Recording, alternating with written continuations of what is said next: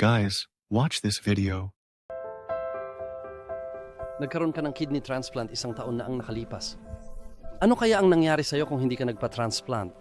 Malamang wala na ako rito. Naniniwala ka ba na may buhay pagkatapos ng kamatayan? Saan ka kaya mapupunta? Dalawa lang naman ang pwedeng puntahan. Pwedeng sa langit o pwedeng sa impyerno. Isa sa dalawa. Sa impyerno o sa langit tayo pupunta? Pero saan ka pupunta? Pupunta ako sa langit. Malamang sa langit. Sa tingin mo ba mabuti kang tao? Oo, sinusubukan ko naman. Sinusubukan kong maging mabuting tao. Okay. Ilang beses ka na bang nagsinungaling sa buhay mo? Maraming kasinungalingan. Siguro mga 15-20%. 20%? Nagnakaw ka na ba kahit minsan? Hindi. Hindi ba isa yan sa mga kasinungalingan mo? Oo. Ginamit mo na ba ang pangalan ng Diyos sa walang kabuluhan? Nasabi ko na, oh my... Dati, oo. Yan ay kalapastanganan. Napakabigat niyan. Oo. Hindi maganda ang mga bagay, Eric. Oo, tao. Kapag tumingin ka sa babae ng may pagnanasa, nagkakasala ka ng pangangalunya sa puso mo. Naranasan mo na ba ito?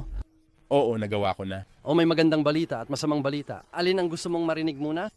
Yung masamang balita muna. Ang masamang balita, nakalabag ka na sa 3 sa 10 utos. Ikaw ay sinungaling, magnanakaw, mapanglapastangan at haharap ka sa Diyos sa araw ng paghuhukom. Kung huhusgahan ka niya base sa 10 utos, magiging inosente ka ba o nagkasala?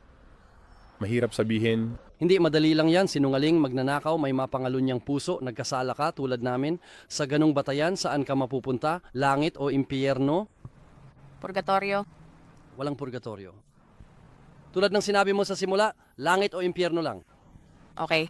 Kung napuot ka sa kapwa mo, mamamatay tao ka. Ganyan kataas ang pamantayan ng Diyos. Nakita niya ang iniisip at buhay mo at nasa ilalim ka ng kanyang puot. Kung mamatay ka sa kasalanan, tiyak na mapupunta ka sa impyerno. Sabi ng Biblia, lahat ng sinungaling ay may bahagi sa lawa ng apoy. Kaya nababahala ka ba na kung mamatay ka ngayon at ibinigay ng Diyos ang katarungan, mapupunta ka sa impyerno? Hindi.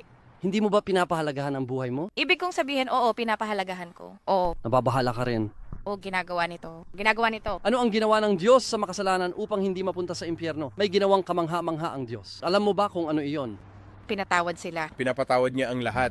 Alam ko na halos ganun nga. Hindi yan ang sinasabi ng Biblia. Ang Diyos ay naging tao mahigit 2,000 taon, si Jesus ng Nazareth, na ibinigay ang kanyang buhay sa krus upang akuin ang parusa para sa kasalanan ng mundo. Ang 10 utos ay tinatawag na batas moral. Tayong dalawa ay lumabag sa batas. Dumating si Jesus at binayaran ng multa. Kung nasa korte ka, may nagbayad para sa iyo, sabi ng hukom, may sala si Eric, may nagbayad, pwede na siyang umalis. Maaaring pawalang sala ng Diyos sa iyo, patawarin ka sa kasalanan at bigyan ka ng buhay na walang hanggan bilang libreng kaloob dahil sa ginawa ni Jesus sa krus. Bago siya namatay, sumigaw siya, tapos na, ibig sabihin nabayaran na ang utang.